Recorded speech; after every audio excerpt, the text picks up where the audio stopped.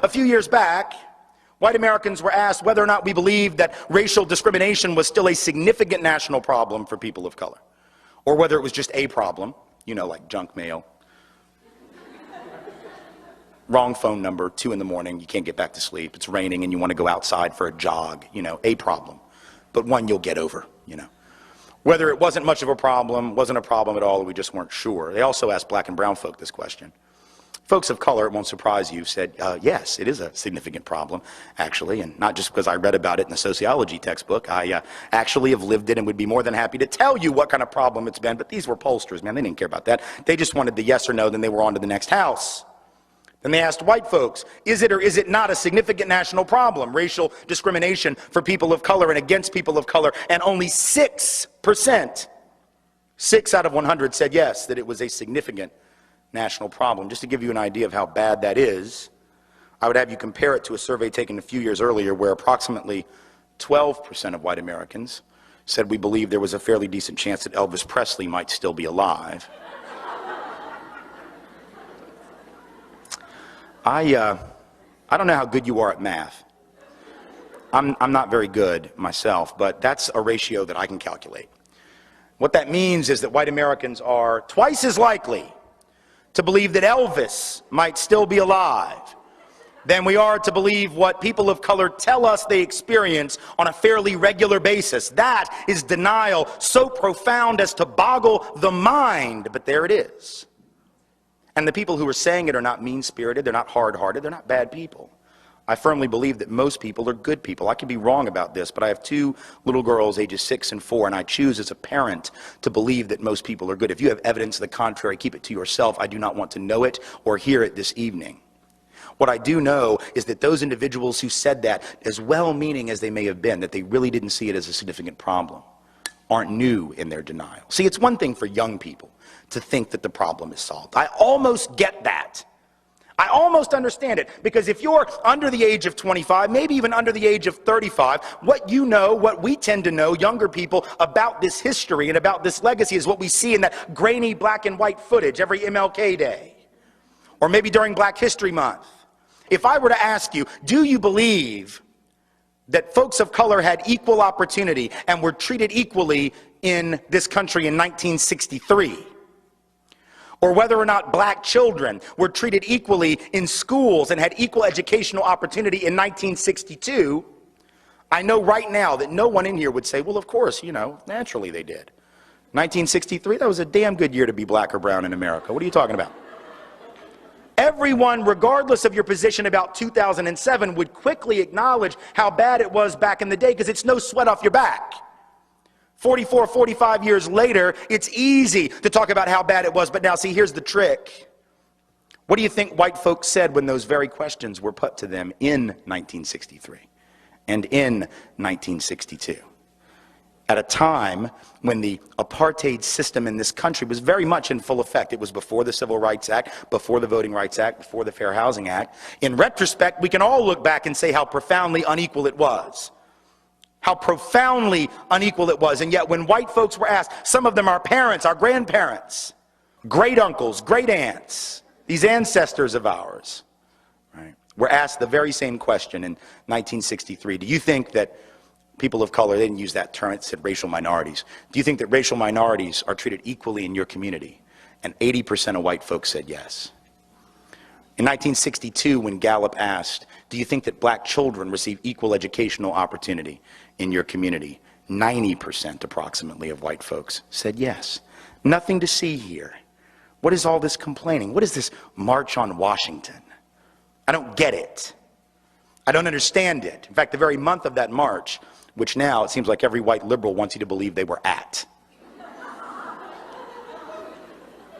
The very month of that march, white folks were asked by Newsweek what they thought about it. They said, 2/3 of whites said that Dr. King and the movement were pushing too far, too fast, asking for too much, and too soon.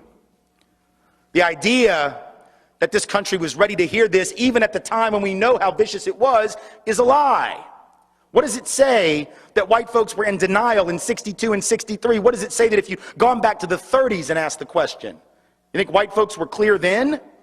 The 1890s, what did white folks say? Those southern editors of newspapers where I'm from, they would say, well, we get along fine with our Negroes down here if you Yankees would just leave us alone and stop messing in our business. Go back to 1850 and read what Dr. Samuel Cartwright, a well-respected member in good standing of the medical profession in this country, said. Not only was racism not a problem, there wasn't even a word for that yet, slavery wasn't a problem, so much so that he decided that any slave who would run away obviously had a mental illness. Because you'd have to be crazy to run away from bondage. So he came up with a term, he called it drapetomania. Don't even know what the root of that is, don't want to know, don't understand where the word came from, but that's what he called it, drapetomania. You must be crazy, you must be mentally ill to run away from your loving master. Denial. In every generation, 2007, 1963, the 30s, the 1890s, the 1850s, my point being that in every generation, members of the dominant group have said there is no problem. And in every generation, without fail, we have been wrong. And in every generation, people of color, those who were the targets of that oppression and subordination, have said there is a problem. And in every generation, without fail, they have been right. So the question for us today is, what are the odds, honestly, that people of color who have never gotten it wrong have suddenly lost their frickin' minds and have suddenly become unable to see truth and to separate it from fiction? And counter to that, what are the odds that white folks who have never gotten it right yet have suddenly become highly, highly perceptive? The odds are pretty long. And again, it's not because white folks are insensitive or hard-hearted, let alone stupid, but it is that those of us who are white have the luxury of not knowing black and brown truth. We don't know because we don't have to know. We are not tested on it. If I don't know what people of color experience, what happens to me in this country? Virtually nothing. But if people of color don't know my reality, if people of color don't know white reality better than white folks have to know it, if they cannot regurgitate it to us better than we would ever be able to regurgitate it to ourselves, all hell breaks loose. So people of color are going to have to know white history, white literature, white art, white theater, white poetry, white drama. I know we don't call it that. That's sort of the point. When your stuff is the stuff against which everybody else's stuff is compared and found lacking, you don't have to name it. It's just the norm. That's why, for those still confused, we don't have White History Month, because we have several. They go by the tricky names of May and June, July, August, September. Pretty much any month that we have not designated as someone else's month, that's White History Month. But we take it for granted because we don't have to know other folks' reality. That's a privilege. That's an advantage. That's a head start. And it's one we must think about. See, that's the other piece of this, right? It's one thing for white folks to acknowledge racism. Because, you know, white liberals will. God bless them. White liberals will acknowledge that racism is real. Oh my goodness, we should do something about that. Yes, we should. It's terrible, that racial profiling, that housing discrimination. My goodness, it's awful. Yes, it is. But just because we acknowledge racism and discrimination doesn't mean that we'll necessarily acknowledge the flip side of that. Doesn't mean that we will acknowledge that for everyone who's targeted by that discrimination, which we're willing to admit exists, there is somebody else not being targeted, guess whom, and that those individuals are elevated by definition and receive an advantage, receive a subsidy, receive a privilege in the process. You see, we like to talk about those who are down as if there is no up, right? We like to use language that obscures the interrelationship of down and up. Now, down has no meaning without an up. It is a relative term. But we talk about those at the bottom of the hierarchy, not paying attention to the fact that for anyone who's down, someone is above them, and they're above them because they're down. We use this language that makes it impossible. And when I say we, I don't mean like right-wing folk. I'm even talking about them. I'm talking about nice, liberal, caring service providers. Right? People who just want to help. Right? I just want to help the underprivileged. That's the word we use. I've used it before. I don't use it anymore, except in a speech like this. Right? We just want to help the underprivileged. But what's wrong with that word, folks? At least two things that ought to be pretty obvious to you, right? Number one is it's a passively constructed term, right? It's the passive voice, as my English teacher would say. Underprivileged doesn't imply that anybody did anything to anyone. It's just there's privilege and I will be damned. There you are under it. We could just figure out how you got down there. We could solve all the problems of the Western world. But we don't want to know how you got down there. No, that's why we came up with that bumper sticker. Stuff happens. That's the G-rated version. That's a bumper sticker that only a straight white upper middle class male could have made. Because anyone who isn't straight, anyone who isn't male, anyone who isn't white, anyone who isn't upper middle class knows that stuff doesn't just happen. Stuff gets done by people to people. Nothing is a coincidence. Nothing is random. It isn't osmosis. And so we act as if it's some passive thing, but yet that's not the case. And the second problem with the term underprivileged is even bigger than the first one, is it's a relative term. Again, this is grammar. Man, you don't like this, you can disagree with anything else I say tonight. If you have a problem with this piece right here, you must take it up with your third grade grammar teacher, because it is not on me.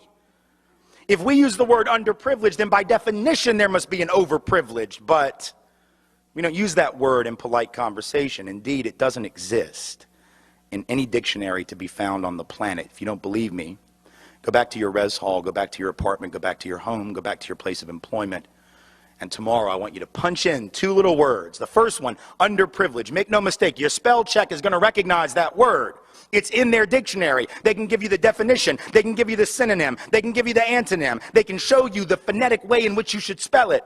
Now come down one line, type in the word overprivileged, and watch how fast that little red line pops up. That line which says, nope, you're an idiot. Making up words that don't exist. Try again and get back to us.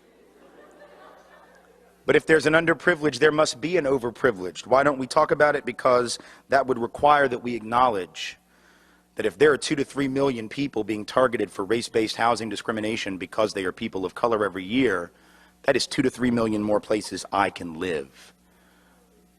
If people of color are being targeted and profiled and I'm not, that is an advantage. It may or may not have material consequences.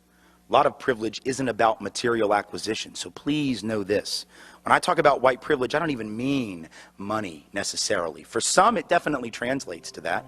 For some, it has certainly meant that. But even for those white folks who don't have that money, white privilege is real at the psychological level.